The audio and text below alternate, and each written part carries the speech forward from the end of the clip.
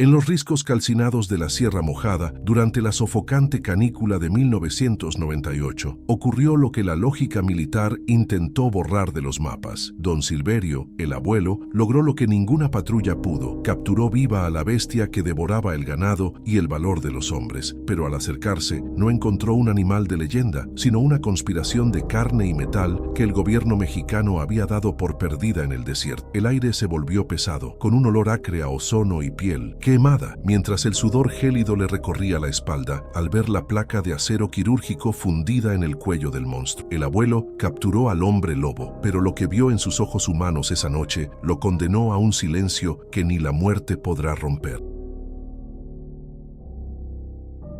El sol se hunde tras los picachos calizos de la Sierra Mojada, tiñendo el desierto de Coahuila con un rojo denso que parece sangre seca sobre el cuero. Don Silverio, a quien todos llaman el abuelo, permanece inmóvil frente a su jacal de piedra, con la piel surcada por grietas profundas que imitan la erosión de los cañones circundantes. Los años en las defensas rurales le tallaron un carácter de pedernal, forjando un hombre que entiende el lenguaje del viento y el silencio mortal de la estepa. En 1900, este rincón olvidado del mundo, donde la civilización es apenas un rumor que se disuelve en el polvo, la soledad no es una carga, sino una armadura necesaria para sobrevivir. El aire seco transporta el aroma acre de la gobernadora y el sudor viejo de quien ha pasado décadas persiguiendo cuatreros bajo un cielo inclemente que no perdona ni la más mínima debilidad humana. El aislamiento en el rancho no es producto del azar, sino una elección técnica dictada por una desconfianza crónica hacia cualquier rastro de modernidad. Cada jornada comienza antes de que la luz lastime los ojos, siguiendo una rutina mecánica donde el mantenimiento de las herramientas de acero ocupa el centro de la existencia. Don Silverio revisa los linderos de su propiedad con la meticulosidad de un ingeniero militar, consciente de que en la Sierra Mojada el orden es la única frontera entre la vida y el olvido. Las manos del viejo, endurecidas por el contacto constante con el metal frío y la madera de encino, operan con una precisión que no admite errores. No hay espacio para la contemplación estética en este desierto. Cada objeto, cada movimiento y cada gramo de pólvora tiene un propósito defensivo en un ecosistema donde el hambre siempre tiene ojos hambrientos. La rigidez de su comportamiento se refleja en la organización de su arsenal, destacando una Winchester Model 1894 que descansa siempre al alcance de su mano diestra. El metal del arma carece de brillo, pues el pavonado original ha sido reemplazado por una pátina de aceite y uso constante que garantiza un ciclo de disparo impecable. Don Silverio conoce el peso exacto de cada bala de calibre 30-30 y la tensión necesaria en el gatillo para que el proyectil encuentre su destino sin vacilaciones. Alrededor de su cintura, un cinturón de cuero grueso sostiene las municiones y un cuchillo de monte cuya hoja ha sido afilada hasta alcanzar una delgadez quirúrgica. Esta preparación no es paranoia, sino la respuesta lógica de un hombre que ha visto cómo la tierra devora a los descuidados, manteniendo siempre una distancia prudente de cualquier distracción que nuble sus sentidos veteranos. A sus pies, una sombra masiva de 65 kilos de músculo compacto vigila el horizonte con una fijeza que hiela la sangre de los extraños. Se trata de Brutus, un imponente perro de presa canario cuya genealogía ha sido depurada para la protección absoluta y el combate sin tregua contra depredadores de gran tamaño. El pelaje atigrado del animal se confunde con las sombras de las rocas, mientras que su estructura ósea revela una potencia capaz de triturar fémures de ganado con una sola dentellada. Brutus no conoce el ladrido innecesario ni la agitación del juego. Su entrenamiento bajo el mando de Silverio ha suprimido cualquier instinto que no sea la vigilancia táctica. Es un centinela biológico de mandíbula esmagadora y mirada ámbar que procesa cada cambio en la dirección del viento, detectando presencias extrañas mucho antes de que el ojo humano pueda percibirlas. El comportamiento del canino es una extensión de la disciplina del dueño, moviéndose con una economía de esfuerzos que delata su peligrosidad latente en cada músculo corto. Durante las patrullas nocturnas, el animal camina siempre a la izquierda de Silverio, manteniendo un silencio sepulcral que le permite escuchar el más leve crujido de las ramas de mezquite. La lealtad de Brutus no se basa en el afecto, sino en una simbiosis funcional donde el perro reconoce en el hombre al único líder capaz de dirigir su furia. Sus orejas, recortadas para evitar agarres en combate, rotan constantemente como radares orgánicos, captando frecuencias que escapan a la percepción humana. Esta pareja de cazadores constituye un sistema defensivo impenetrable, una unidad de combate forjada en la necesidad de dominar un territorio donde las leyes de la naturaleza se imponen sobre cualquier código civilizado. En el taller de la hacienda, las armadillas de acero, forjadas a mano, cuelgan de las vigas como recordatorios silenciosos de una guerra constante contra la fauna local. Don Silverio ha perfeccionado el diseño de estas trampas, dotándolas de resortes tan potentes que podrían detener a un oso pardo sin darle oportunidad de escape. Cada pieza de metal ha sido tratada con calor y aceites naturales para eliminar cualquier rastro de olor humano que pudiera alertar a las presas más astutas del desierto. La precisión del cierre y la fuerza de las mandíbulas dentadas son el resultado de años de experimentación técnica en el campo de batalla de la Sierra Mojada. El viejo dedica horas a calibrar el mecanismo de presión, asegurándose de que un peso específico sea el único detonante capaz de liberar la energía acumulada en el acero tensionado. La relación de Silverio con su entorno es puramente pragmática, desprovista de cualquier misticismo o creencia en fenómenos que no dejen una huella física sobre la Tierra. Para él, el mundo se divide en lo que puede ser rastreado, disparado o atrapado, dejando las historias de fantasmas para quienes nunca han tenido que limpiar la sangre de un animal. Su pasado en las defensas rurales le enseñó que el peligro real siempre tiene peso, volumen y una anatomía que responde a las leyes de la física. No cree en leyendas de nahuales ni en maldiciones ancestrales, enfocándose únicamente en la balística y en la lectura correcta de los rastros sobre el suelo endurecido. Esta mentalidad técnica es su mayor ventaja, permitiéndole analizar las amenazas con una frialdad analítica que suele ser ajena a los pobladores más supersticiosos de la región. El cielo de Coahuila se vuelve una bóveda de obsidiana salpicada de estrellas frías, mientras Silverio asegura las trancas de los corrales con cadenas de eslabones gruesos. La oscuridad en la sierra no es un vacío, sino una presencia física que parece presionar contra las paredes de piedra del rancho con una fuerza casi hidráulica. El silencio es tan profundo que el latido del corazón del hombre se vuelve un tamborileo constante en sus oídos, marcando el ritmo de una espera eterna. Brutus se echa cerca de la puerta principal, con la nariz pegada a la rendija inferior para monitorear las corrientes de aire que entran desde el exterior sombrío. El viejo apaga la lámpara de queroseno, permitiendo que sus ojos se ajusten a la penumbra, confiando en sus sentidos agudizados por décadas de vigilancia en las fronteras más peligrosas de la nación. A